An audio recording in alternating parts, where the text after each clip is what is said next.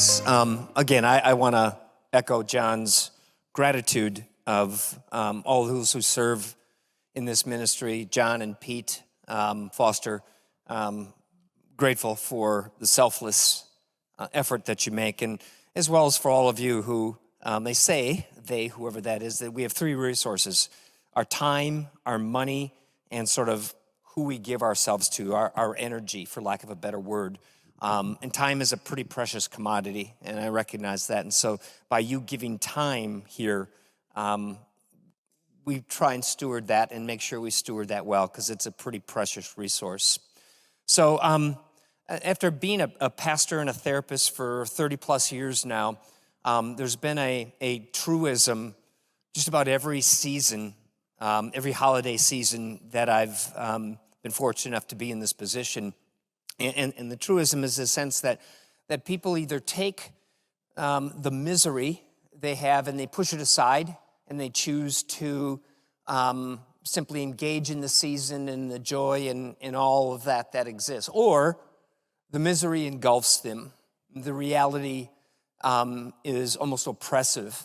I confess that I lead more towards the melancholy part myself, and so what I'm going to share with you is not somebody sitting in sort of the one up, one down. I'm sitting in the same chair with you, if that is indeed how you engage in these holiday seasons, especially if you're in a job transition, which is an extra reality that you're dealing with.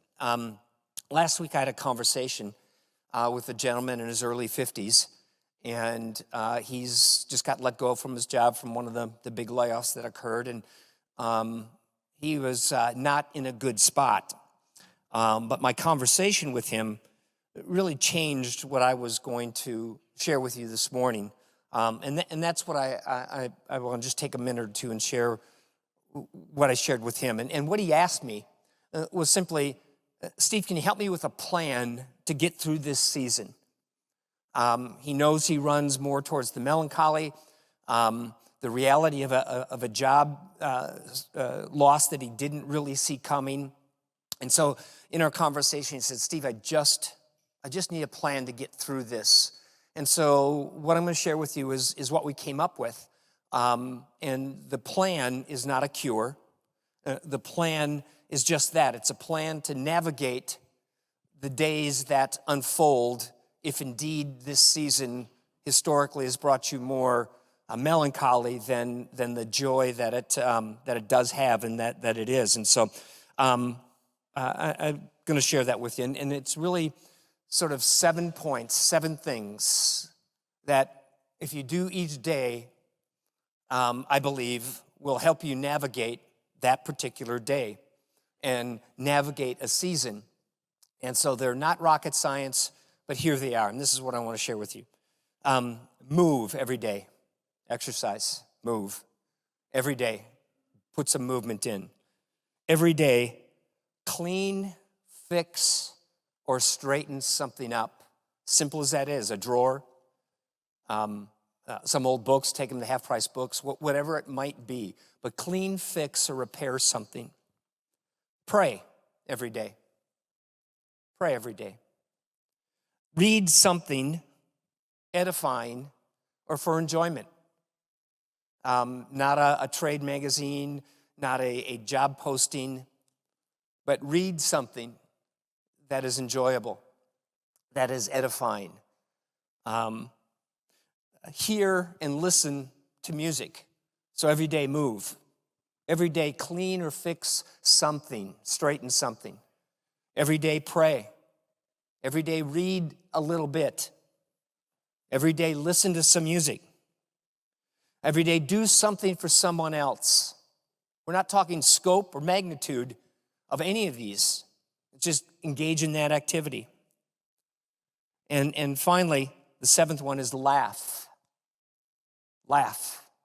As simple and as pedantic as these may seem, these are things that are eminently doable, that are important to navigate through that day. Move, clean or fix or straighten, pray, read, listen, do something for someone else, laugh. Those 7 things will help navigate a day that won't cure, that won't fix, but you get the message in there that there is some movement, there is some activity, there is some doing. And I'm not saying those take all day, but in the course of a day, do those 7 things. And you'll find that you get through the day, that you find that you begin to move through whatever emotion that you have. So if that is who you are, and if that's the reality of this season for you, I'd encourage you to do those 7 things every day.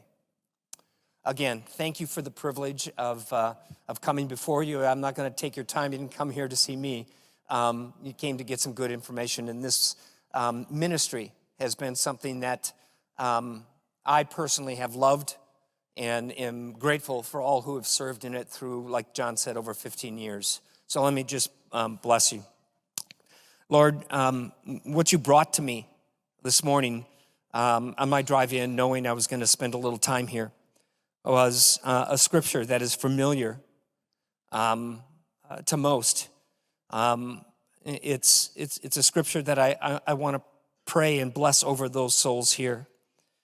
Lord, it's from your prophet Jeremiah, and it says that you know the plans that you have for us, and the plan to prosper and not to harm, plans to give you hope and a future. And I can think of no greater blessing, no greater truth than what I need and maybe someone in here needs to hear.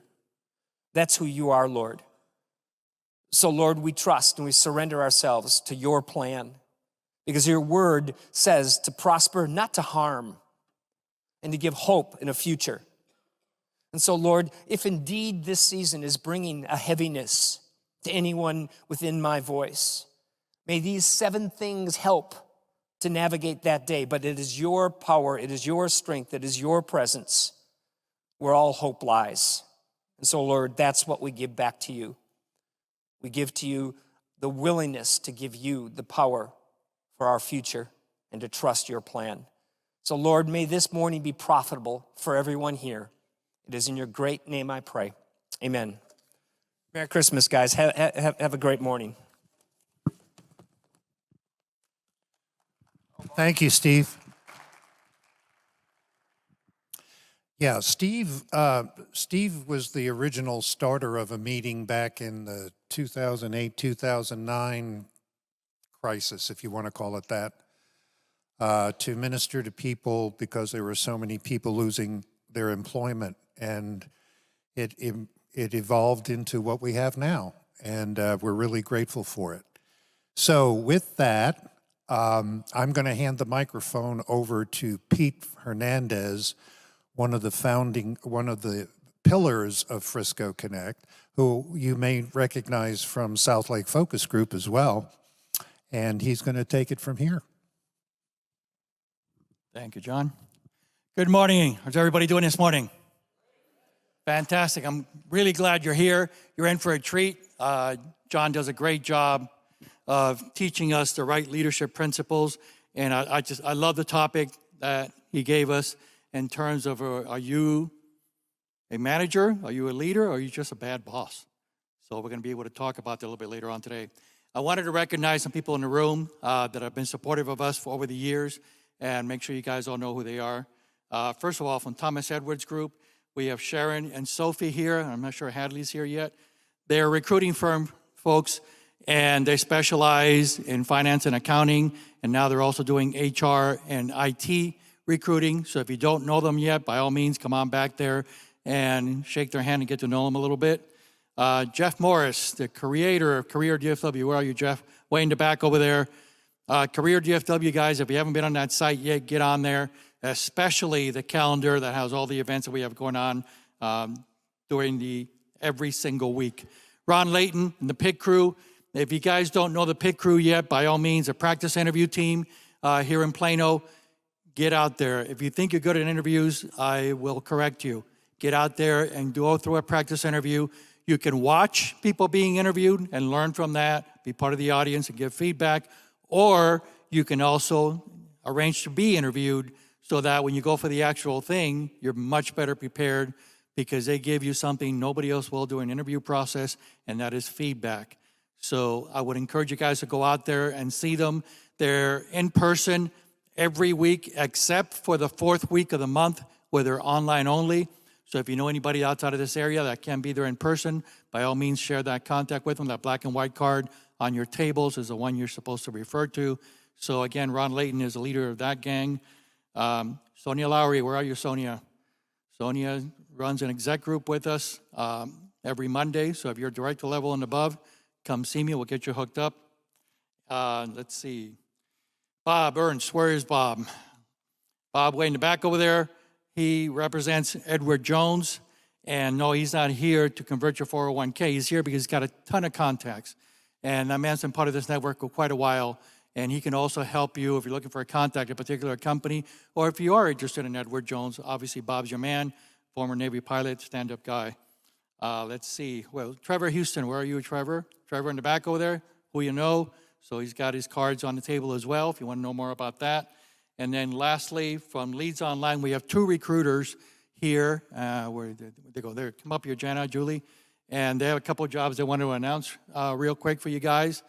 They sent me a message last night. They have some jobs to announce. And, of course, we're all about that. So, ladies, I'll let you go ahead and take it away. Oh, boy, they gave me the microphone. Are you a pastor? No, not yet. Okay, so we do have a couple openings with Leads Online. Leads Online is a software as a solutions company. Okay, sorry, thank you. It's my first time. So Leads Online is a software as a solutions company. We have a couple of different openings. We have account executives, BDRs. We also have some business development representatives, I'm sorry. And then we also have some position that's kind of a hybrid role between needing some IT background as well as some low voltage electromechanical skills. That'll be all of these roles are actually based out of our Plano office location right at the Tollway and Legacy. I believe that's it. Thank you. Sorry, one other thing we meant to add. Yes, if you want to apply, please go to our website, www.leadsonline.com. And at the break, if you'd like to find Jenna or myself, we have a QR code on the back of our badge that you can scan. So hopefully that'll take you directly to that site as well. Thank you, ladies. Again, Julie and Jenna, so if you want to know more about Leads Online. John, a quick note for you. I did get you some cards. We're going to put them out on the tables. So, all right, I think I covered everything I'm supposed to cover.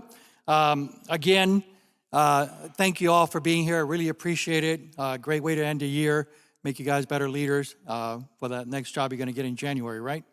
So, John Wright is the president and founder of a company called Simple Leadership Strategies. He's been doing this for a while. He's spoken to us before. It's been a while, though, and that's, shame on us for not having him back. But he does a terrific presentation on getting you guys ready for leadership. So, Johnson has come up here. By the way, there is no presentation back here. This is very interactive. So we're going to pass out some cards for you at each one of the tables. Jason, if you don't mind doing that, where are you? And then because John's going to put you through an exercise where you'll need those cards. So I think we're all set, sir. Come on up.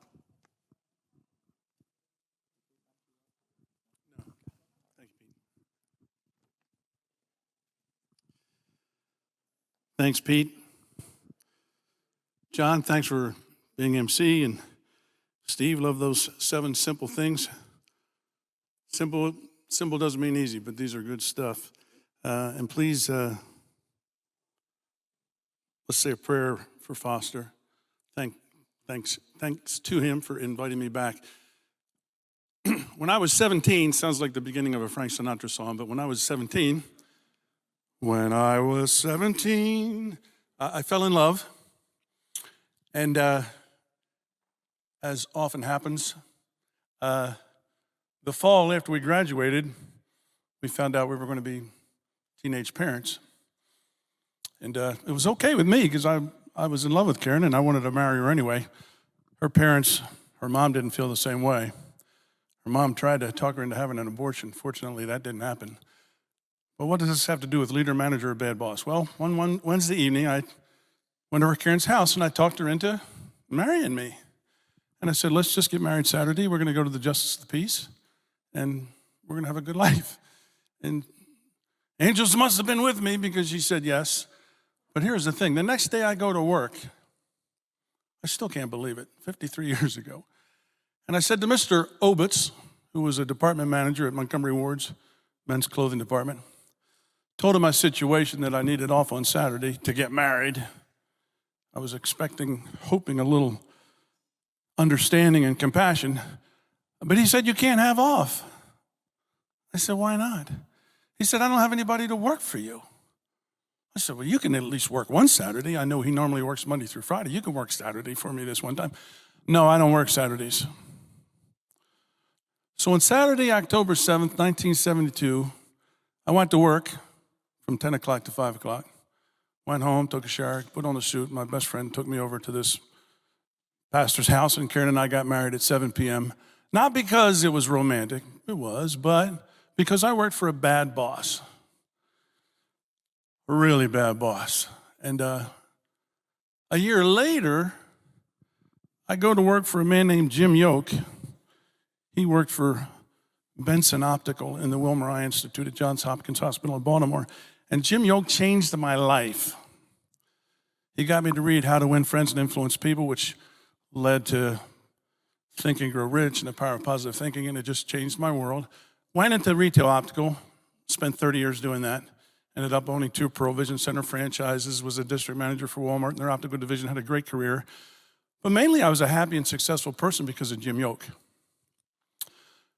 One morning I went to work, 19 years old, and I'm naturally a pretty happy-go-lucky guy, singing and laughing and all that kind of stuff. So when I'm not in a very good mood, it shows up pretty quickly. So this one particular morning, I show up, and Mr. Yoke says, what's the matter? And what do people normally say when someone says, what's the matter? What do we normally say? Nothing. Well, he wouldn't take nothing for an answer, so he asked me 2 or 3 times. And I said, well, Mr. Yoke, Karen's having a rough morning, that's all. She's just having a rough morning, and I guess it rubbed off on me a little bit. And he said, you need to go home and spend the day with Karen. And I said, I can't afford to take a day off without pay. He said, who said you're not going to get paid? We're going to pay you. Go home and take care of your wife. And I had a flashback. And I said, man, a year and a half ago, this man wouldn't give me off without pay to get married. And this man is telling me to go home, and he's going to pay me for the day so that I could take care of my wife. So at 19, I'm starting to think about this. I'm going, how in the world did these 2 vastly different kind of people get promoted to be responsible for other people's lives? That's what a manager is, responsible for people's lives. Didn't know what the term was at the time, but bad boss is pretty appropriate. And Mr. Yoke was a transformational leader manager. He was an effective manager. We'll talk about, when we talk about transforming managers to leaders, we're not saying you stop being a manager, but how you manage changes so that you do it like a leader. And he changed my life, and he changed other people's lives. So I started thinking about that and studying that, and I've been doing that for over 50 years. So let me ask you this. Do you think there's such a thing as a bad boss? Most 99% of people say yes. Once in a blue moon, somebody will say something like, well, not really, because I learned from them too. I go, that's not the question. If you've ever worked for somebody and you would not want to work for them again, they're a bad boss.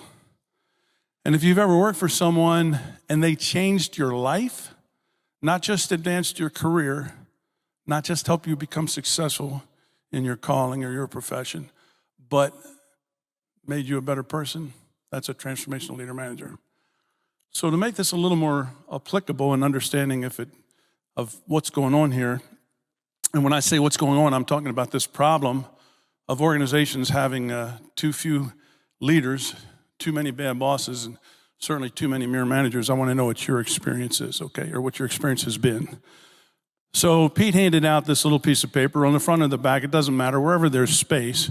I want you to write these three things, right? Just these little letters, right? L for leader, and in the middle, MM, that's mirror manager, and then to the right-hand side, BB, that stands for bad boss. I want you to reflect on the last 5 people that you've reported to, whether it was last year or it was 20 years ago. Certainly you've had 5 bosses, I would think, in your career, right? And now I want you to think about those 5. And if any of those 5 is someone you didn't trust and would not work for again, or whatever other reason you'd call them a bad boss, I want you to just put a little slash mark there, right? If they changed your life, I want you to put a little slash mark or a check mark under L for leader.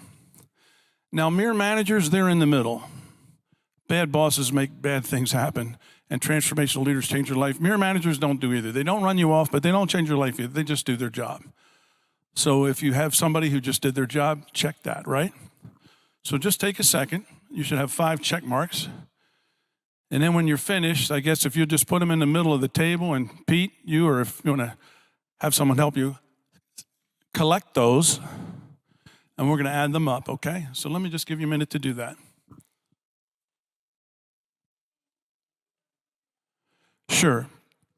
So the 3 categories are L for leader, MM for mirror manager, and BB for bad boss. And you are going to think about the last 5 people you've reported to and put a check mark. If you would not want to work for them again, you put a check mark under bad boss. If they changed your life, you put a check mark under leader. The rest are in the middle. They're mirror managers. So you should have 5 check marks when you add them up in each of those 3 categories. Does that make sense?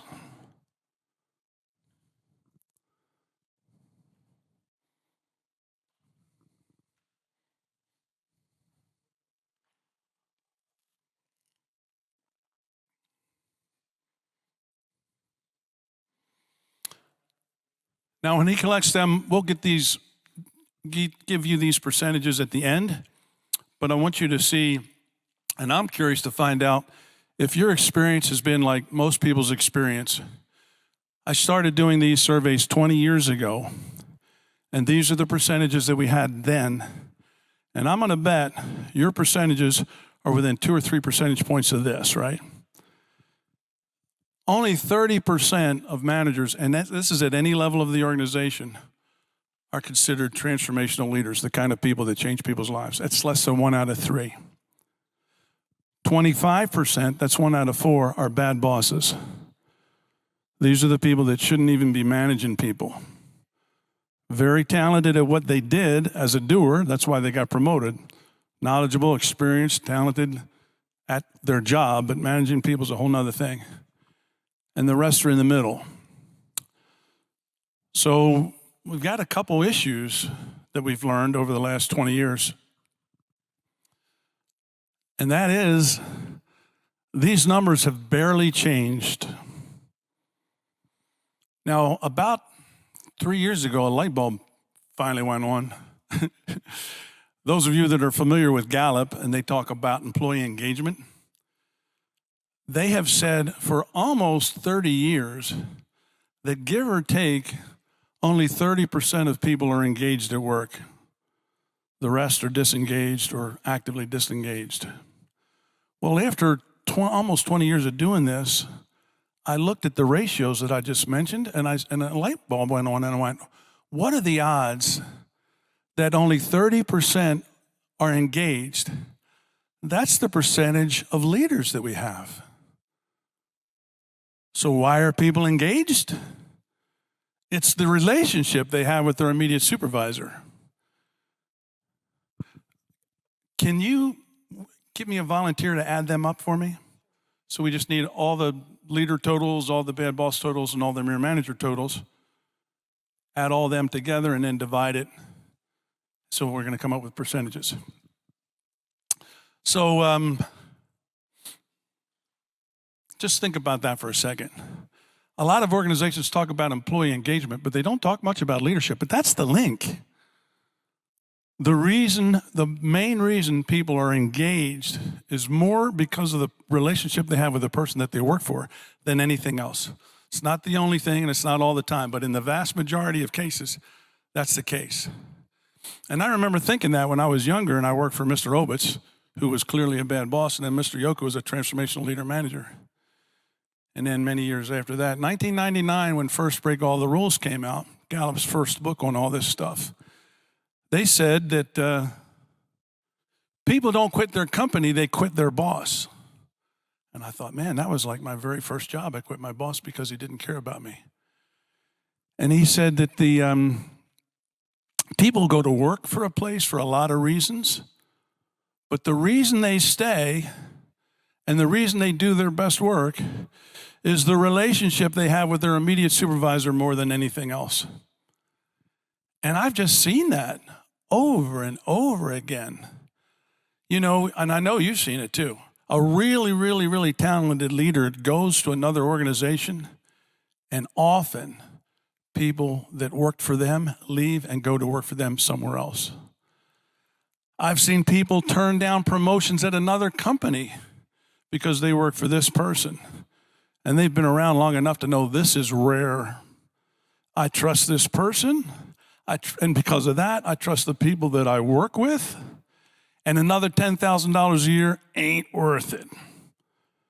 I'd rather be with a team that I trust and get by on what I'm making than make more money because I know what it's like to work with a team that doesn't care because they work for a boss who's not a leader.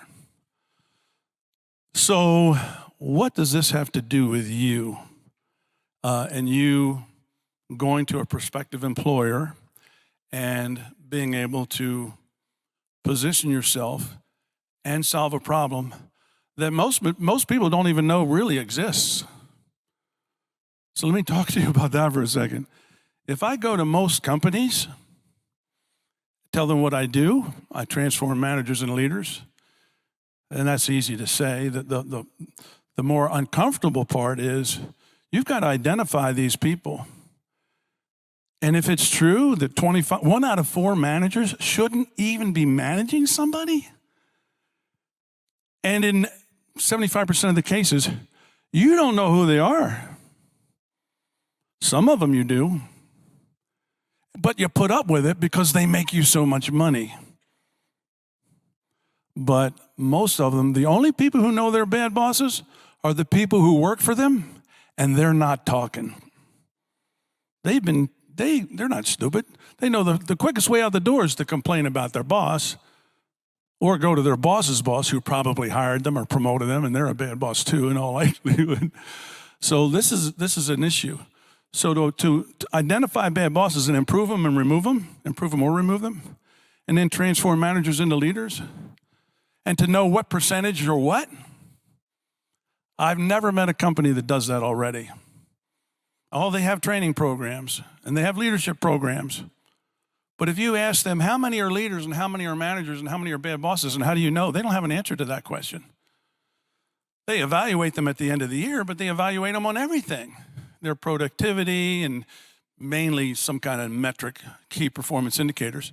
But that doesn't tell you whether they're a leader or a manager or a bad boss or not. Because what's really confusing or sad or both is that in the short term, a bad boss can get as good a results and in some cases better than the leader in the short term. Whether you call it winning through intimidation or threats or whatever you want to call it, and I have seen it. And that's why this store manager becomes a district manager because he makes so much money.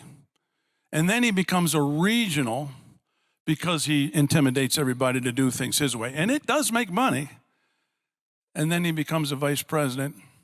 Sometimes he gets all the way to the top without being arrested or getting lawyers involved. But a lot of times it turns out badly. Because a lot of times these bad bosses, they're just not ineffective managers. I hate to tell you, and you probably would agree with this, most of them are just bad people. They're not honest. They're selfish. Some of them are bullies. But we have just as many now as we did 20 years ago. because organizations don't even admit that this is a problem. And 70, do we have those percentages? Awesome. Thank you so much. So we got two problems. We don't have enough leaders. We don't even have a system that identifies these people are leaders, these people are mere managers, and these people are bad bosses. If you do not identify that, how in the world are you going to, these people, they need to be improved or removed. Now, if they're in that category because they've never been trained, which in some cases is the case, that's not fair to them. That's the organization's fault. I hate to use that word, but that's pretty much what it is. They're the ones that promoted them when they weren't ready, and they didn't even check on their character. They just promoted them because they were a producer. They were good at what they did. And then they just gave them a long walk off of a short pier, and they didn't train them or develop them, which is not the same thing. Because there's a 70% chance that the people who promoted them aren't leaders either. So what do we have? And we'll find out in a minute when we add these numbers up. On a percentage basis, there are no more leaders in corporate America, and I say corporate America, but I'm telling you, this is true in nonprofits, it's true in churches, it's true everywhere, because it's just the human nature. It's just how it is, unfortunately. People get promoted because they're good at what they do, but being good at what you do and being responsible for somebody else's life, not just career, that's a whole nother thing. So we have this issue. Not enough leaders, too many bad bosses, too many mere managers.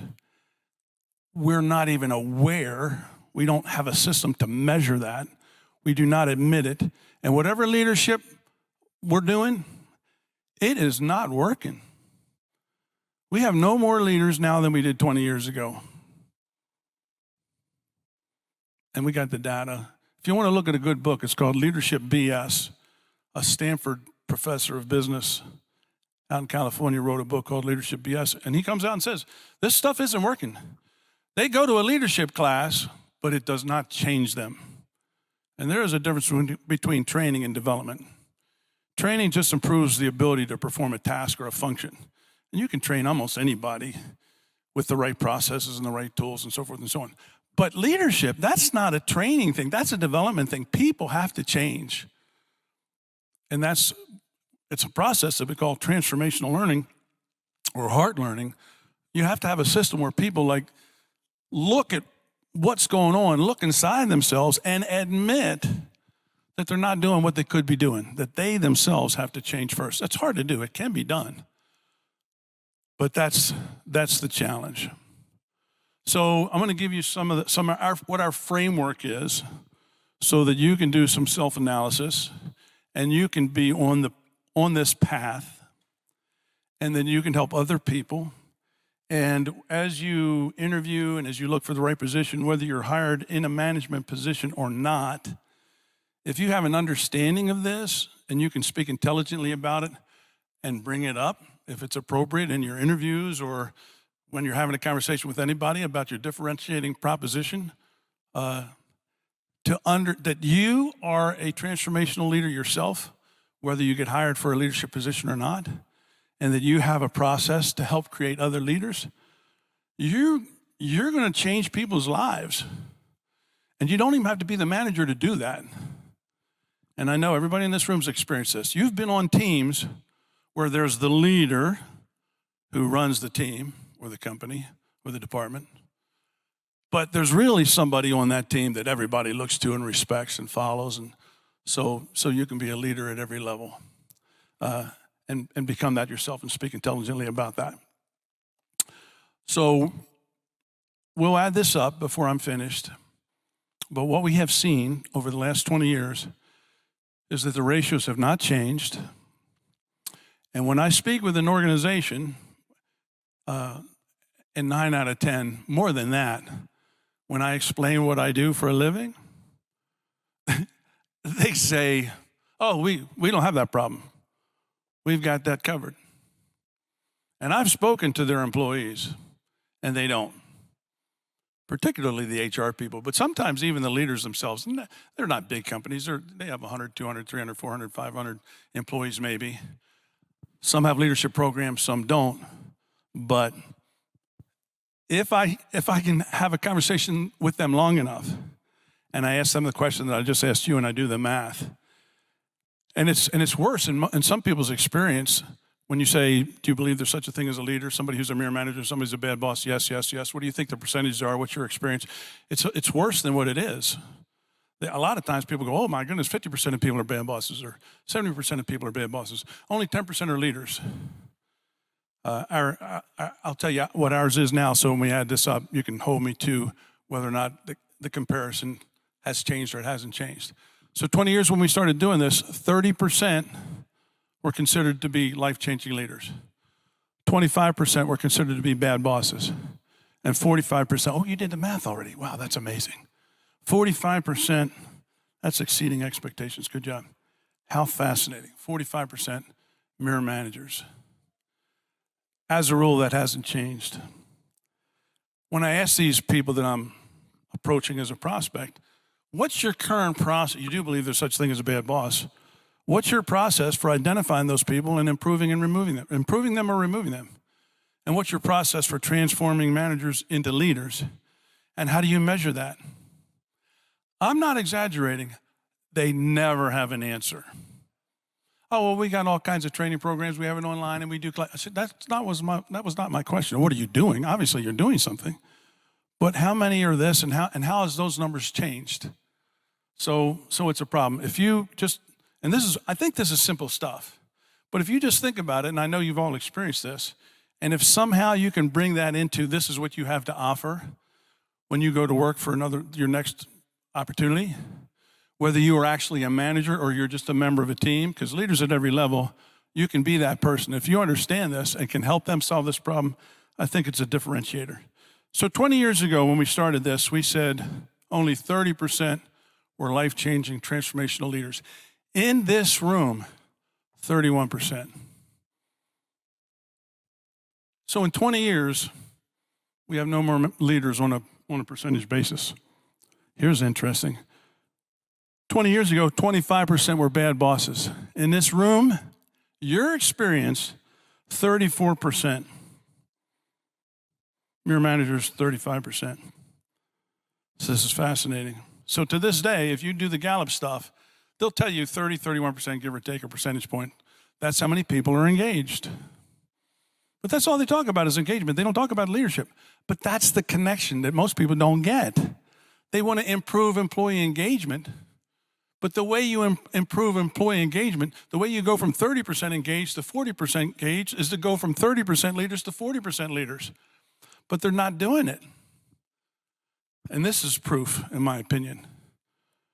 20 years ago when we started this, less than 1 out of 3 were considered leaders. And here we are 20 years later, 31%, less than 1 out of 3 are considered leaders. It's a problem. So these are the 2 issues. Number 1, not enough leaders. Actually 3, not enough leaders. Number 2, whatever they're doing ain't working, right? That's a big issue. As a matter of fact, it's getting worse. I did tell you that 20 years ago when we started out, it was 25% bad bosses. Now it's 34%. I'm optimistic. I mean, I think the future's bright for the people who get it. It's a challenge, there's no question. I say this is so simple, it's just not easy. But we have more bad bosses now than we did 20 years ago. And bad bosses are harmful, man. They just don't harm your career or make you want to quit. They harm your health. They harm your marriage. They harm your finances. They make you a worse parent. Not all the time, but many times. I've experienced it. I won't tell you who I was working for at the time, but I will never forget. But I knew that I was not as happy-go-lucky as I once was, and I was stressed and felt unappreciated and all that kind of stuff. And my son said to me, Dad, you're not the same person. That company has changed you, and not for the better. Oh my God, if I live to be 100, I'll never forget that. And this is all just part of the education of this leader, manager, bad boss. And in that particular case, it wasn't just a bad boss. It was an organization that had this problem. They really rewarded bad bosses. If you made a lot of money, man, you're going to get promoted, and they've got your back. You can do a lot of bad stuff. But if you're making money, they're going to look out for you. So this is a serious issue. Now let's look at the bright side, or what the opportunity is. We define the transformational leader manager as someone who not just helps you professionally, makes it clear what you need to do, the talents you need to develop, the skill sets, gives you the resources to be successful at work, but they make you a better person. That's a tall order. When I speak to organizations, or I talk to managers, and I talk to them about making people a better person or helping them with their marriage or their health or their finances, some of them look at me like, what are you talking about? You know, if they got a problem, I tell them to leave them at the door. You know, we're here to get a job done. I said, I understand you're here to get a job done, and yes, you have responsibility to get this result, but that method of leaving it at the door and not caring about them, that we got the data that shows that doesn't even give you the best results. It may in the short term, and it does often in the short term, until your best people quit, because the really good people do not have to put up with this, and they won't. And when that book came out in 1999, it said, people don't quit their company, they quit their boss. I did that in 1972. I left Montgomery Ward's because I worked for a bad boss. On a sinking ship, the best swimmers jump off first. So I hope I'm not beating a dead horse, but I'm trying to get across to you that this, in my opinion, it's just my opinion, you can go along with it or not, but this is the biggest issue in the world, whether someone is a leader or a mere manager or a bad boss. And this applies in everything. It applies at church. It applies at home. You know, there are fathers who are they're bad fathers. Or they're mere fathers. I mean, they get the bills paid, but they're not they're not bringing the children up right? You just have to admit that. This is just how it is. And if you understand that, and you are this force that not only helps people get an A, which we'll talk about that in a second, as opposed to just achieving excellence. If you're helping people get an A at work and at home, I mean, I don't know what's more important than that. And that's what transformational leaders do. So let me give you some strategies. Let's first start with this mindset about using this terminology, getting an A. This is our terminology for achieving excellence. The term excellence means different things to different people. In corporate America, they normally, to this day, most of them have numbers. And they will say like 1 through 5, you know. 5 is like exceeding expectations. And I've spoken to a bunch of managers, probably over half, that say, and I want you to raise your hand if you've ever heard this, nobody gets a 5. Ever hear that? Nobody walks on water. There's always room for improvement. And I say to myself, if you had a letter grade system, you would never say that. At least I hope you wouldn't. You're going to tell a student that gets 100 on this test, that's a B? Nobody gets an A. You can get an A. It doesn't mean you can't learn more. It doesn't mean there's not room. So you got to get rid of that. The advantage of thinking in terms of letter grades and then getting everybody on the same page. I mean, when I went to elementary school, I went to Catholic school and high school, and it didn't even change, right? I don't remember it ever changing. You had to get a 70% on the test to get a C. If you got a 69, it was a D. If you got a 79, it was a C. If you got an 80, it was bright. 90, you knew where a B stopped and an A started. But in most organizations, you ask people these 3 questions. What are the 3 most important things that you are responsible for that can be measured? If you had a team of 20 people doing the same thing, I'm going to tell you right now, they're not even going to give you the same answer. They'll be similar, but somebody's 3 is somebody's 1. Somebody has something on there, and it's not even on this person's list. Do you believe that? Because nobody's asked them, what's the 3 most important things we do? And then you ask them, what's an average score, what's an above average score, and what's an A? They're not even on the same page with that. If you collaborate on all that kind of stuff, and now you got, before when they go like, they're not in agreement. I'm thinking, this is like a professional football team. They're getting ready to snap the ball. This guy thinks it's a pass play. This guy thinks it's a running play. This guy thinks it's 1st and 10 from the 20. This guy thinks it's 3rd and go for. They're not even on the same page, but we're trying to help people achieve excellence. And that is really, if you want to jot this down, that's what we call a transformational leader manager. They help people get an A at work and at home, personally and professionally. So you have to just say, what's important? And I want you to do this exercise with me right now, okay? The concept behind this is that for you to be able to help people get an A at work, it would be productive and to your benefit and to their benefit to help them become A people first. Does that make sense? If I can help you become an A person, it's going to be easier for me to help you become an A team player. Now, for you to be successful at that, you're going to have to do some of these things that transformational leader managers do that mere managers don't do, bad bosses definitely don't do. And you begin with yourself. You yourself are on the path of becoming an A person. And that's the key, that you're on the, you know what it is, you're on the path. You don't have to get an A in all these things. But if you're taking notes, if you're not, if you can find some piece of paper, this is important. I want you to write down the 5 most important areas of your life.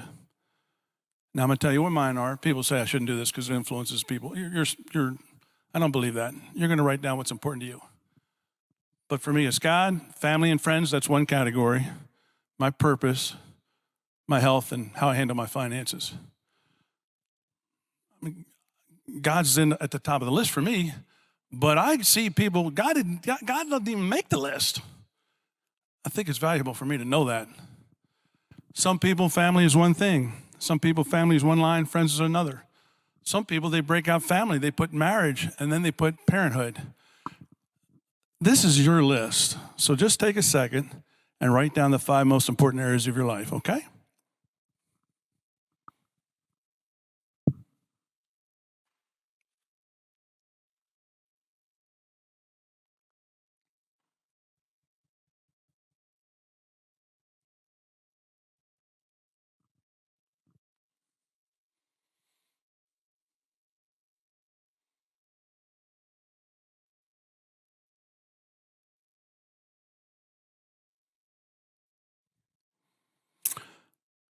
Now you're going to self-assess or self-grade.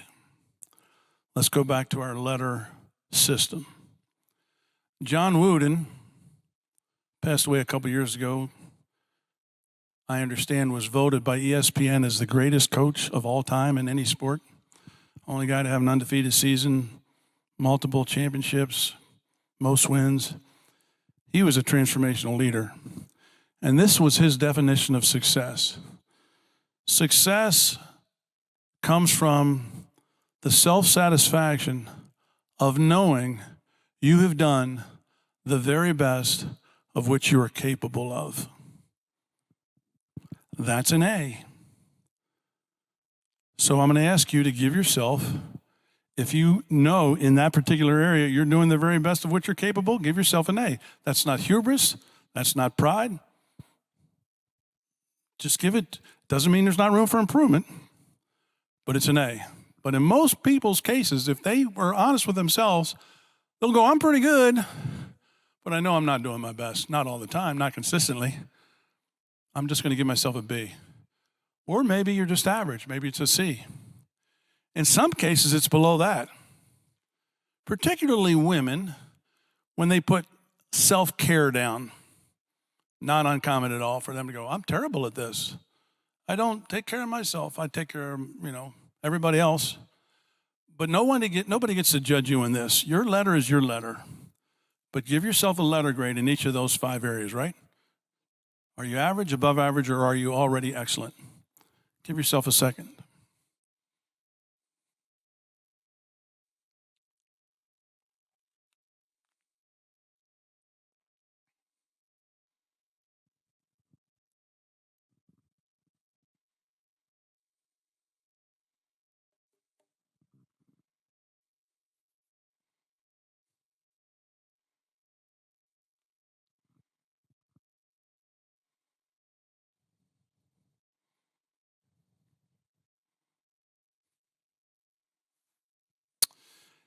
All right. Now, I don't want to put you on the spot, but this is important. You're among friends, right? You trust these people. If you got 5 A's, raise your hand. I don't see any hands. If you got 4 A's, raise your hand. Good for you. If you got 3 A's, raise your hand. We're up to 5 people out of 50, I think. All right. If you got no A's, raise your hand. Okay. We got more people with no A's. Here's the deal. And I don't know if I have to hand this mic around or if you can just speak up loud, but I would like a little participation on this if I could. If these are the 5 most important areas in your life, and you're the judge, and they're not all A's, why is that? Why are they not A's?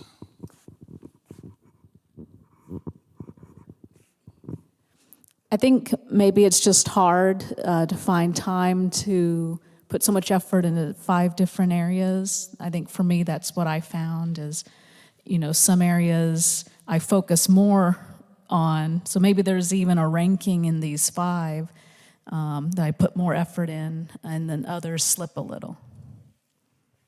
Okay. Not enough time across the board. All right?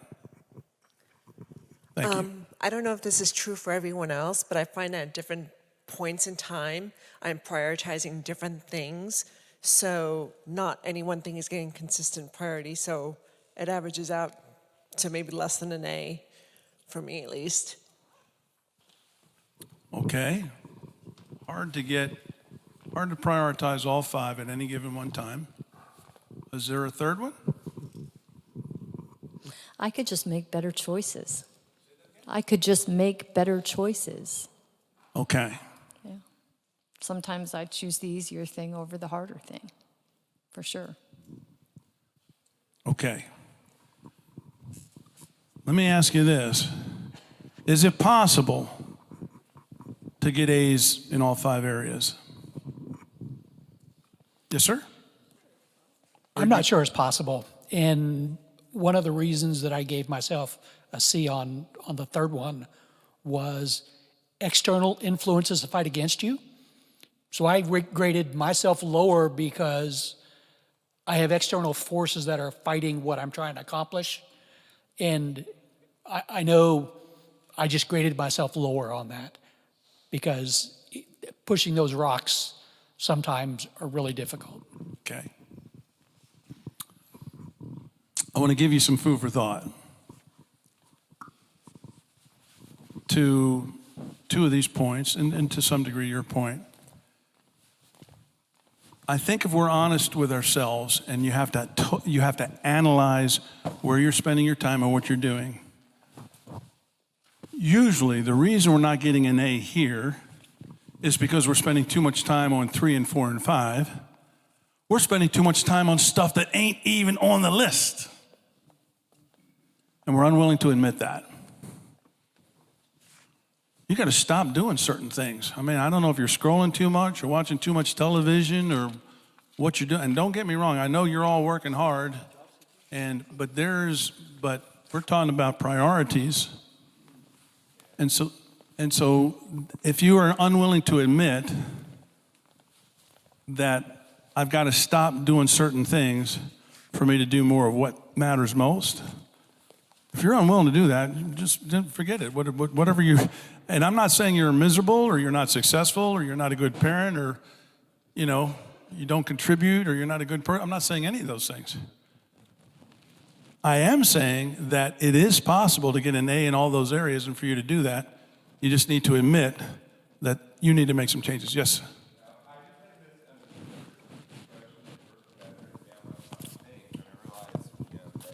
Was the 5 things we were grading, I changed my grades. So spouse, B+, God, B+, my pets, B+, my savings and investments, A, my positive approach to everything, A. Those are my real scores. Thank you. Here's the question. And this is a process that you need to start with yourself, and you can share with other people. Whether you lead, whether you manage the team or not, you can influence other people by helping them in this process.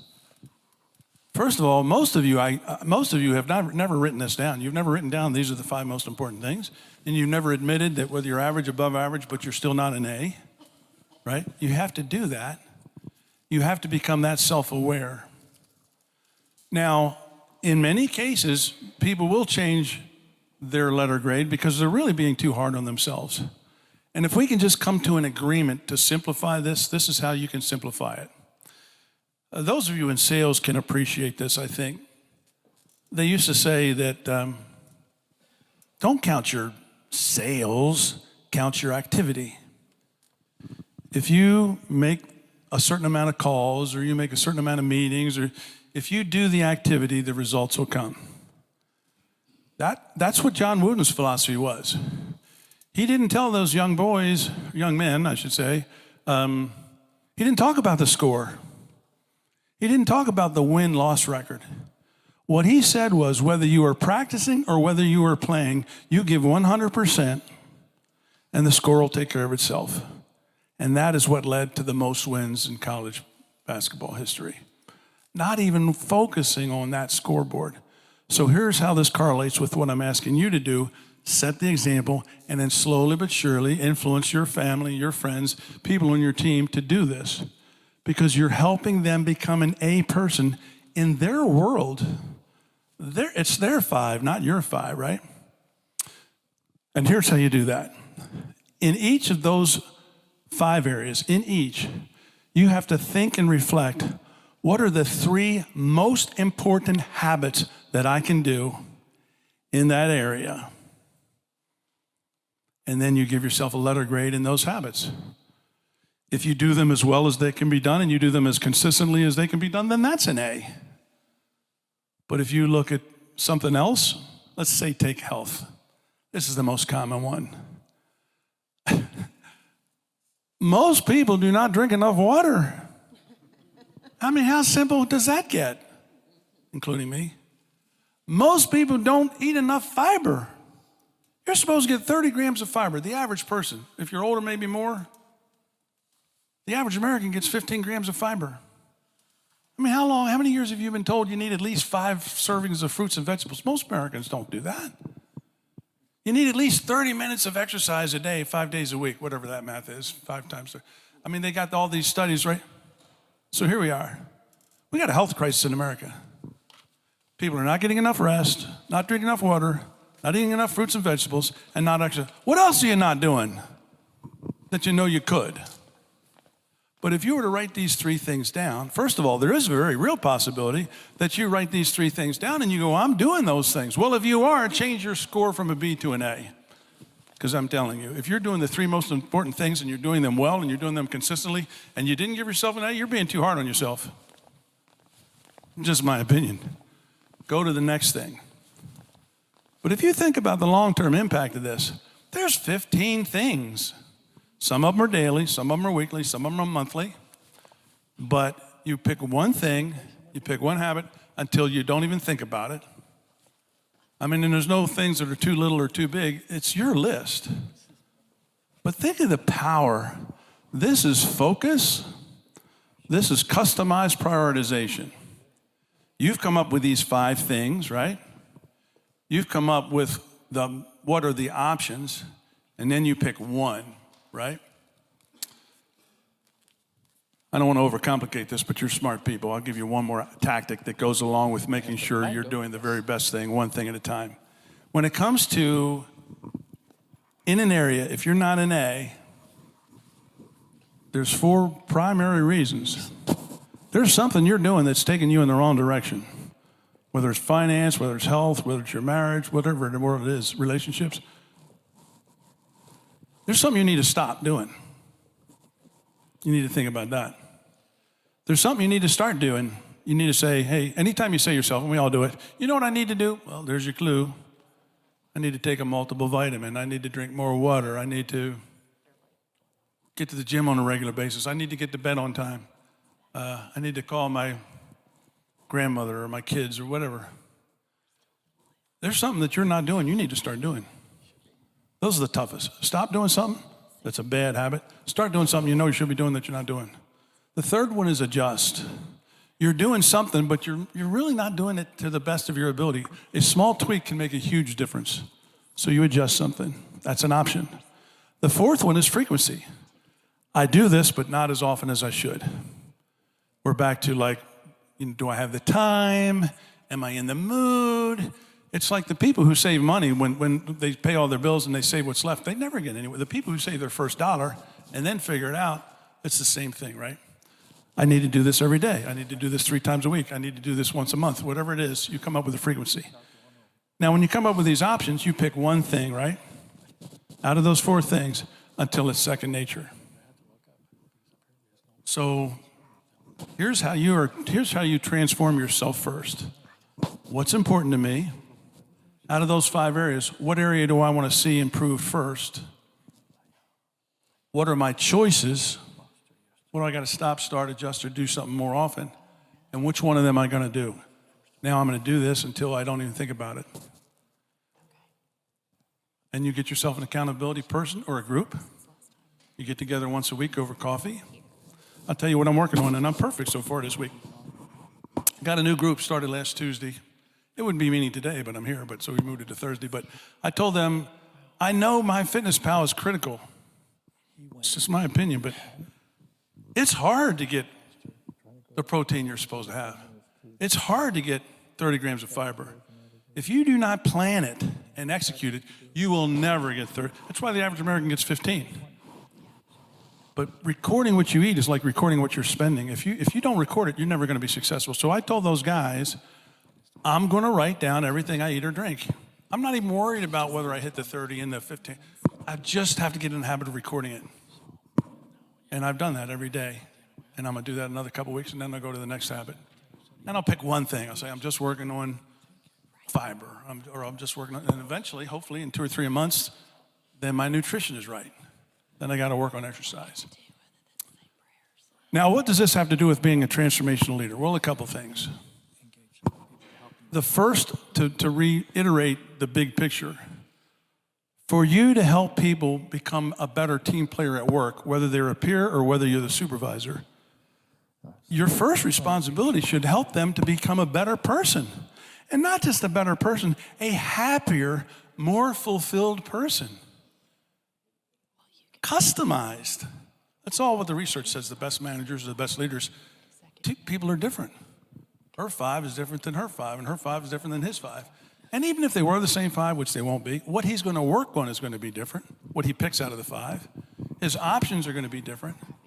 So if you're helping these people become an A person, man, you're going to stick out like a sore thumb. So that's the first part. So the leaders do 2 things, right? They help them get an A professionally, which we'll talk about in a second, but they help them get an A personally. And that's why when we said, here's how we define these people, which I still find that this is so fascinating, that this is so accurate. You had 77 people that changed your life, 31%. 83 people were bad bosses, 34%. More bad bosses than transformational leader managers. But mentoring is one thing and coaching is another. Mentoring is for the personal aspect. Coaching is for the professional aspect. And the professional aspect, the process is pretty similar. if you were to sit down with a team member, or even just as a leader of your team, and you didn't even have to be the manager, if you did this with your team and said, what are the 3 most important things that we do that you measure? I'm gonna bet you $100 if it's 5 or 6 people, it's not gonna be exactly the same. And it's fun to see that conversation evolve because somebody mentioned something. This person, customer, wasn't even on the list. This person, employees weren't even on the list. And by the time the smoke clears, they all go, man, we got to do something about employee engagement or how people feel about coming to work or whatever the case may be. But whatever it is, when the smoke clears, they've got the same 3 in order. And then you introduce, we said it's a measurement. Are we average? Are we above average? Or are we already excellent? Whatever it is, it doesn't matter whether it's a C or a B. It's probably never going to be an A in all 3 things anyway. Then you pick the one that you want to improve. As a team, you decide how to do that. So you can do that as a team or you can do that as an individual. And that's how you help them get an A personally and how you help them get an A at work. But both of these things are things that you can do for yourself. And that's the first job of a transformational leader manager, and that is to be the change and set the example. You do not have to already be an A. That's really not the point. Ultimately, that's the goal. The point is being self-aware enough that you will admit that you're not an A yet, but you're working on it. And you can look back and say, in the last 3 months, this is the habit I've changed. I was a C here and now I'm a B. You're in the process.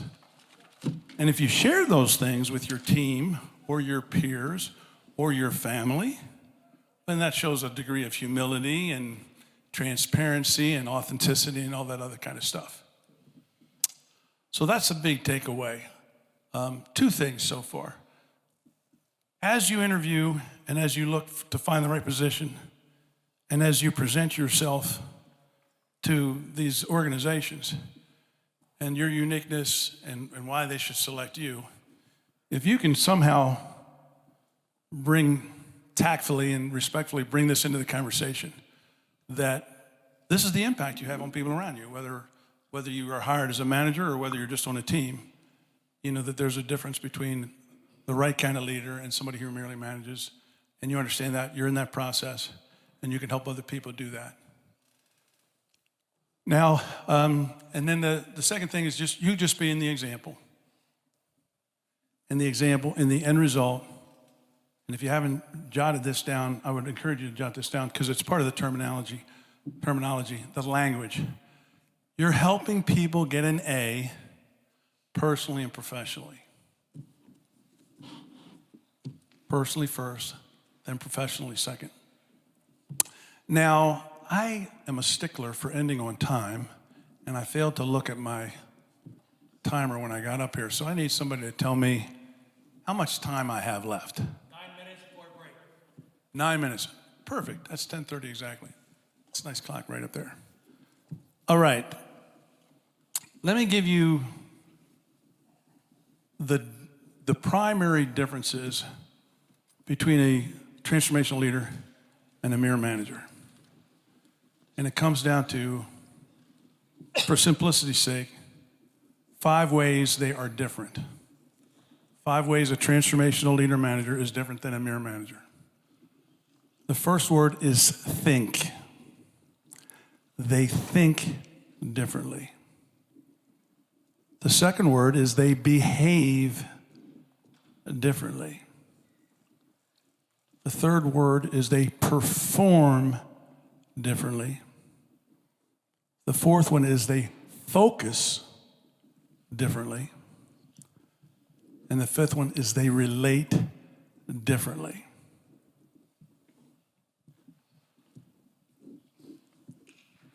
Now, this is a process, and the sequence is critical. Under thinking, we call that positive psychology. Positive psychology as opposed to traditional psychology. Traditional psychology, according to Martin Seligman, they call him the father of positive psychology. Psychology was the study of what's wrong with people. They have problems. We all have problems, but certain people have real serious problems, suicidal tendency or depression, and they need counseling and medicine in some cases, both. They need help, and that's what the study of psychology does. But about 20 years ago, Martin Seligman said, well, we're only working with the people who have issues. why don't we study the people who not only don't have issues, but they're really exceptional? Let's find out why they're exceptional and see if it's possible to help them become more exceptional. And that is the essence of positive psychology. Now, just take that little mindset and apply that to the difference between a transformational leader and a mirror manager. When it comes to helping their team, what does the mirror manager focus on? Themselves. Whoever's not doing their job, whoever's failing, the D people, and they do need attention, but that's all they do. The really good people they ignore because they don't need help. But if they understand positive psychology and a subset to that, strengths psychology, focusing on what's right, making sure people understand what their natural strengths are, putting them in a position to utilize those strengths, that's huge. So if you're unwilling to challenge how you think, we'll go a tiny bit deeper into that. Why this is so important. If you were to Google what percentage of people that get out of prison go back within 10 years, it's like 90%. What percentage of people lose 50 pounds, eventually gain it back and then some? Pretty close to the same percentage. What percentage of people that stop drinking alcohol start drinking again? It's somewhere between 70 and 90%. So why do we bring that up? Well, two reasons. Change is much more difficult than you think to keep the change there. And the reason these things don't work is because they're focused primarily on behavior and not on their mindset. They really didn't change what they believed. They really didn't change their self-talk. And this is one of the reasons we don't have any more leaders. These training programs don't work. You don't train managers, you develop them. Development means change. And if you can't help people change the way they think, then nothing's going to last. So that's why it starts with how you think. If you don't know much about positive psychology, there's tons of really good videos out there. Martin Seligman's got a half a dozen. But that's what makes a leader different than a mere manager. They think using positive psychology. Because unless you change your thinking, nothing else is going to change. The second thing is behavior.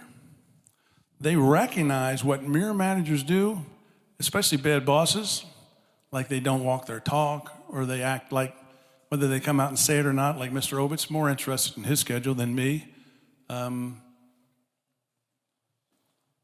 Google this. What percentage of people don't trust their boss or don't trust their organization? Trust's a problem everywhere. It's in government, it's in education, it's certainly at work, and that's a behavior issue. Now, the third one is performance. How you do your job. And your job, once you're a manager, your job is to help people become an A. And a lot of times, they don't even do that. When I talk to people about having one-on-one conversations once a month for an hour, they go, I don't have time to do that. How many hours a week do you work? 60. 4 times 60, that's 240 hours. How many people work for you? 5. I just asked you if you could commit to 5 hours a month, you work 240, and you said you don't have the time to sit down with these people for an hour. So that's an issue, their performance. But I want you to think about the bigger picture. We're talking about transformation. When you go to most leadership training programs, the first thing they do is they talk about performance. They went right over psychology. If you don't change how you think, it's not going to last anyway. They went right over behavior. If people don't trust you, it doesn't matter how well you perform. So you have to do these things in sequence. You got to change your thinking. You got to look at your behavior and then look at your performance. The fourth thing is focus. That is where inspiration comes from. A good manager can motivate, and motivation is important. We're not saying inspire instead of motivate. We're saying inspire in addition to motivate. Some of you have done it. Some of you have done it without even aware that you're doing it, but it's certainly something that you can get better at. So focusing on values, vision, purpose, particularly individual purpose. We do this exercise. We help people write their own purpose statement. If you haven't done that, you really should think about that. Why do you get up in the morning? Why should anybody care? Why do you exist? What are your unique values and beliefs that make you a service to man? You all have it. You probably haven't thought about it that much. And if you have, you probably haven't written it down. But writing that down, it can be pretty inspirational. You do it, and then you can help other people do that. Then the last thing is relate. How do you relate to people? Some of these bad managers, and even some of the mere managers, I asked my son-in-law this about 10 years ago. I'll never forget it. We have this engagement survey, and one of them says, cares about me as a person, 1 through 5, 5 strongly agree, 1 strongly disagree. He put 1. I said, is he a bad boss? He said, oh, no, he's not a bad boss. He just doesn't care about me. Because in his mind, a bad boss was somebody untrustworthy. He didn't think that they connected. But it certainly doesn't inspire him. He goes, no, I mean, he's good at what he does. He knows his stuff. He helps me when I have a problem. But I'm just a number. Well, you can get by with that, but that's not. So this is where the emotional intelligence comes from. So there's a lot of stuff I'm throwing at you, but if you would just think about this and just grade yourself. When it comes to my positive psychology, how I think, what are my habits to rewire myself, and how am I helping rewire other people? What are my behaviors? Am I trusted? Can I become more trustworthy? There is somebody that doesn't trust you and you don't know about it.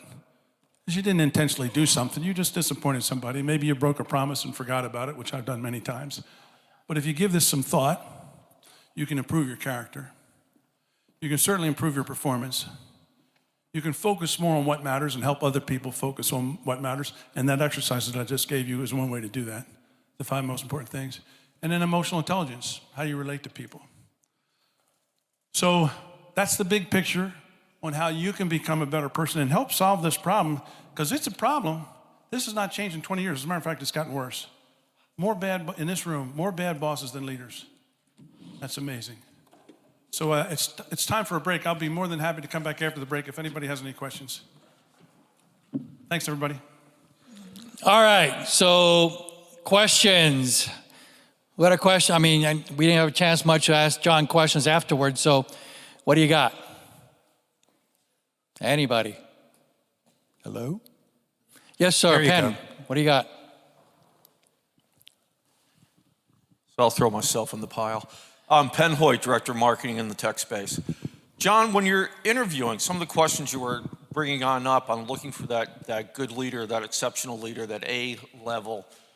What are questions that a person can ask the person they're interviewing with, especially the hiring manager, that will give them recognition to, yes, this person is probably going to be an A person, or this person is not going to be an A person when you're interviewing for a job? Do you have any kind of advice in that question, what you should ask or what you should be listening for? So your question is, if you're interviewing somebody, you want to find out if they're a leader themselves? The other side, you're on the side, you're being interviewed for a job. How would you recognize that this potential boss could be that good person, or are they just giving you a line of, they say, now we talked to you good because you were great. This is not sticking in. All right, so as he goes to an interview, and the person sitting across from him is going to use potential boss, what traits should he be looking for? What kind of questions should he be asking of that person to determine what kind of a leader that person is? Okay. This may not work. I've never done it on this kind of an interview, but I start with what I start with when I meet anybody, really. This conversation is, do you think there's such a thing as a bad boss? Do you think there's somebody who's a good manager, but they're not a leader? And do you think there's somebody who's a transformational leader? And then I ask them, can you think about somebody that you worked for that was what made him a bad boss? And then what made him an inspirational leader? How did they change your life? I would ask them, what are they currently doing now?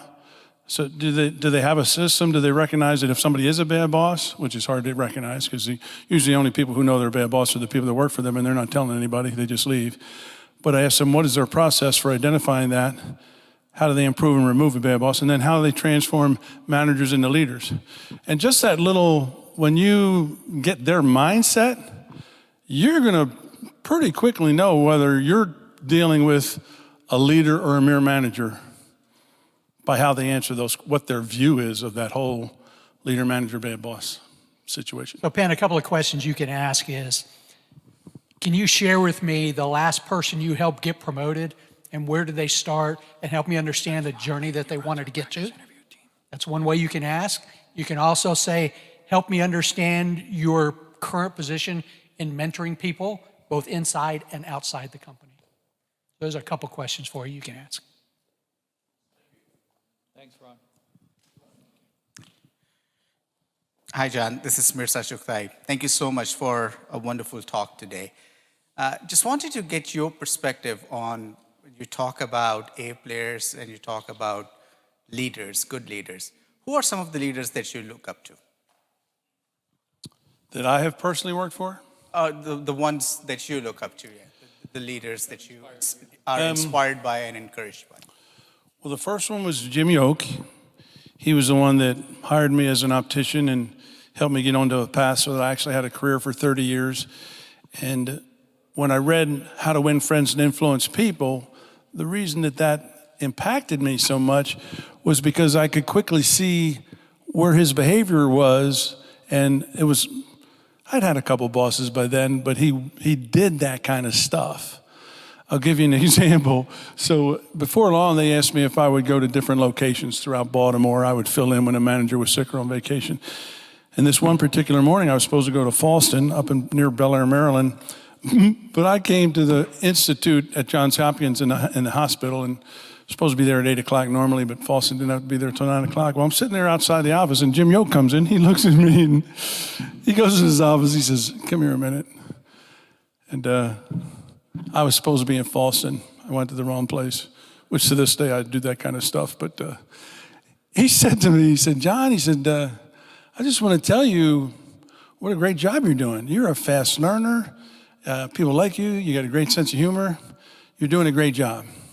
I just have one question for you. When you get up in the morning, do you think you should ask yourself, where am I supposed to go today? Thank you. And then the light went on. I went, oh my God, what a great way to get, chewed out and told that you're in the wrong place. He did that kind of stuff all the time. So he was one. But really, when I look at these numbers, as a matter of fact, I just did this recently. I spent 10 years at Walmart, and I had 5 direct supervisors over that 10-year period, and 2 were bad bosses, 2 were mirror managers, and only 1 was a transformational leader manager. This is it's just almost everywhere. If I can add to that as well, very, very young in my career, I worked for a lady who, back in the 80s, I think it was, 70s, 80s, there was something called management by walking around. And everybody was doing that back then. And she took it to heart. Every single morning, she went around all her direct reports with a cup of coffee, sat down there with me. What's going on with your day? What do you got going on today? Is there anything I can help you with? And just that kind of just meeting with every single one of us, letting us know that she cared about our performance and what was going on with us. And it's not only the fact that what's going on at work, what's going on in your life as well.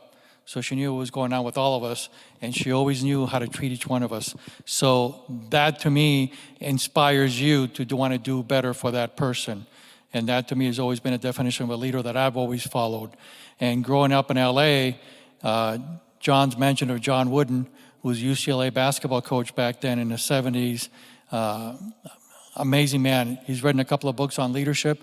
Highly encourage you guys to read them. Those are the first books I've ever picked up on leadership, and they helped form me as well throughout my career. But it's just a matter of, I think, respect. You don't tell people what to do, you inspire them to do it, is the bottom line, at least with me anyway.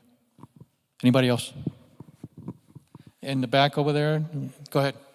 Howdy, I'm Joshua Jones. I'm an economist, and we're looking to get into data analytics. Specifically about the manager, you mentioned a 1-hour meeting per month, hopefully with all of your employees.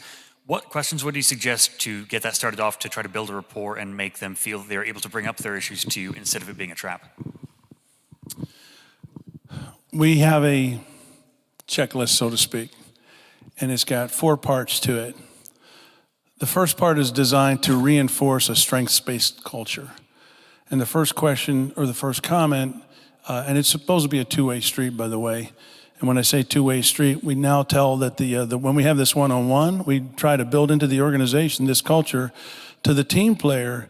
You have as much responsibility to make me an A leader as I have a responsibility to make you an A team player. So these questions are going to be, we're going to go back and forth. So the first thing I'm going to do is I'm going to recognize in the last month, where did you get an A? Where did you achieve excellence? And what strength did you use? And the more they connect this Gallup Strengths Finders, if you haven't done it, you need to do it. And if you have done it, you need to work on it. And the way you work on it is you recognize that you've used it and where it's given you success. That'll build confidence and you'll have more success. So the first thing is, where did you get an A? The second thing is, where is your greatest opportunity for improvement? This also reinforces a strengths-based culture because we try to drive home the point or the concept or strategy that their greatest opportunity for improvement is not something they need to fix. It's not a weakness they need to correct. It's a strength that they're not maximizing. But whatever that is, here's your greatest opportunity to get better. Now, the third one is what we call the difficult conversation part. And that is where we communicate, is anything below standard? Is anything unacceptable? There's a big difference. There will always be room for improvement, but there shouldn't be anything that's unacceptable. So why are we asking that question? Because write-ups almost never work. They're counterproductive. People don't trust them. And you've got to get their confidence, and you got to go, this is serious, right? We do this every month. This box is always empty. It should be empty. But if there's something in there, this is where you and I work together to make sure we don't get to a written plan of action. And now if next month this isn't fixed, we're going to go into the formal plan. Done correctly, communicated correctly, that builds trust. That can change the behavior. So that's the third thing. The fourth thing is, what's the most important thing you need to share with me that I might not know? Or what do you need to ask me? We just call that critical information. Because when we interview teams, they all say the number one problem is communication. That doesn't mean it's necessarily bad. It's the number one thing that needs to get better. And usually they're part of the problem. They're not telling somebody there's something I don't understand or there's something that I'm missing. So that fourth piece is, and again, this is a two-way street. What's the most important thing that I don't know that you haven't told me? So those are the 4 steps to our one-on-one.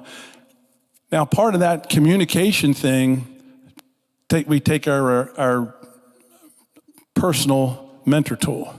Where are you in your 5 areas? What are you working on? Are you working on your health? You're working on your finance? You're working on your family? How's your habit? Is it innate yet? Have you met with your accountability partner? So we're covering professional, we're covering personal, and it's very, very specific. Strengths-based, how do you get better? Is there a serious problem? Or what don't I know that I need to know? Okay. One of the greatest challenges of the human race is communication. Hi, John. Just a quick question. And I would love to get your feedback on this, but when I see companies implementing 360 feedback, I feel like it's just checking a box, but I would love to know your thoughts on that. So, my name is Sapna Shah. Our organization recommends that leadership assessments be given just to the direct reports, because 360s can highly dilute when there's a problem. So if this man is a bad boss, we know he doesn't talk to his peers and his boss like he talks to these people. So if you have his 2 supervisors and 4 of his peers, and he has 6 people that work for him, half the people don't know he doesn't treat them like he treats other people. So we say, you got to get the people that work for him, and that's difficult. You still got to get them to tell the truth. But the senior leader just has to say, hey, this is part of our culture. Once a year, we get a report card, and it's on leadership. And you got to tell us the truth. And they got to tell them what we're trying to do. Listen, data tells us 1 out of 4 people shouldn't even be managing people. We can't do something about it if you're keeping that to yourself. We do have a system. It's confidential. We do not know, but you know, and then we're going to share that information, and then we're going to coach them. We're going to give them some help. But that can work. It's still hard because some people won't even take it. And some people will put all 3s because they're afraid it'll come back if they really give them 1s and so forth. But I do think the leadership assessments from direct reports has much more value than 360s. Just my opinion, because they're different. If you did both, you'd see much higher scores on the 360 than if it's from the direct reports. And those things can, so a couple of years ago, we did this with a deep water drilling team, and we were doing the workshop, and they were all sitting around the paper, and I had all their scores, and this one guy was terrible scores. And the drilling, the OIM, or the rig manager, said, holy mackerel, he was shocked. And this man wanted to know, who filled this out? We go, well, that's, we know what he's trying to do. Who did this so I can retaliate? Well, oddly enough, and I'm not exaggerating, I was shocked. 2 weeks later, the rig manager gets a letter from a man who quit this guy's team 6 months ago. And he said, I feel really guilty that I didn't say anything when I left, but I just didn't think it would change anything. But this man's a terrible leader. He's going to get somebody killed. And a rig is a very dangerous place. And he says, I just want to tell you, he's why I quit. Well, this came 2 weeks after we did this survey. Well, within a couple of weeks, the guy was gone. But at least the survey, if you can create the culture where it is confidential, and we're going to bend over backwards to make sure there isn't any kind of retaliation, they can make a difference. But most leaders aren't willing to do that. I've seen it. I've seen, somebody who's really important to them because they make a lot of money and they're very successful, they just deny it or they won't do anything about it. But you got to try. And the way you is to ask the people that report to the people and do it once a year and give them a report card and tell them you're a C, you're a D, or you're an F, or you're a C, or you're a B. Here's where you're good, and here's your strength, and here's your weaknesses, and we're going to do whatever we put you in this. It's another thing to look at this differently. It's the organization's, I hate to use the word fault, but they're responsible. They put this person in this job, and they let them stay there. In some cases, rewarded them. They got bonuses, they got promoted 2 or 3 times, and then all of a sudden they find out they're a bad boss and they want to fire them right away. Well, if it's integrity, if there's a dishonesty or there's a safety issue, they should be fired right away. But other than that, they should be given an opportunity. Somebody needs to say, hey, listen, these scores are not good, and we're going to give you the help. But we're not living with this forever. You've got to admit, you've got to make a change, and you've got to make a change. And if it's not integrity, they shouldn't be fired. They should be put back to the position that they came from because they were good at it. That's why they got promoted in the first place. They just can't be in a position anymore where they harm other people's lives. Boy, I talk a lot. Thank you, John. I mean, I will also add to that. I know personally, I always met with my staff on a regular basis. And regular, I mean, not every month, at least once a quarter. By the time we got around to your performance review at the end of the year, it was a formality. We've already talked about the good, the bad, and the ugly during the year and the things we had to correct or do better or change or whatever the case may be. And I expected that of my boss as well. I would walk into their office and say, okay, we need to just sit down and talk. And so it's a cultural thing. What John was saying is absolutely right, but it's a cultural thing that comes down from the top in any of these companies. If you're allowing that kind of behavior, if you're just hiring people, I mean, we were just talking during the break, a lot of these companies are taking 8, 9, interviews just to hire somebody because they're so afraid to make the wrong decision. Then they'll put somebody in a leadership role and just leave them alone. And it's just not working. We keep promoting people who are good at one thing, like John was saying, but they're not leaders of people.